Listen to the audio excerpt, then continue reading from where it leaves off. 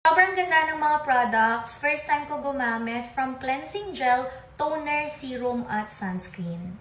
Perfect! Katatapos ko lang mag-apply ng ating sunscreen. Ayan. And now, ipapakita ko sa inyo yung products na tinutukoy ni Ma'am na sobrang ganda. First is the cleansing gel. This is the AR Niacinamide Brightening Cleansing Gel. Since 2020, ito na po yung gamit ko na cleansing gel. Nakakatulong siya i-control yung oiliness ng face and at the same time, habang clinic-cleanse po niya, para siyang may tightening effect after gamitin pero non-drying. This is glycerin base and pwede siya sa lahat ng skin types.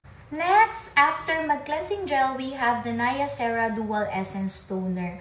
4 years and the making po ang toner na ito. It took time because I really needed a toner na makakatulong sa mga sira ang kanilang mukha. Yes, yung mga skin barrier po ninyo, makakatulong ang Niacera dahil meron siyang 6 types of ceramide, powered by 5% niacinamide. And if meron kayong acne, meron po siyang Orrid and Centella asiatica.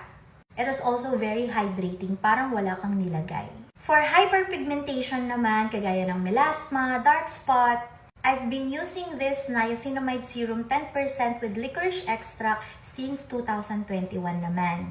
All you have to do is apply this after mag-toner, followed by the sunscreen. Airy sunscreen, parang wala kang nilagay at naglagay ka lang ng whipped cream na minamassage sa face mo. SPF 50, PA++, made in Thailand, SPF tested ng 3 beses. Walang kakaba-kaba. Siguradong protected ka. All available in Thai Beauty Shop.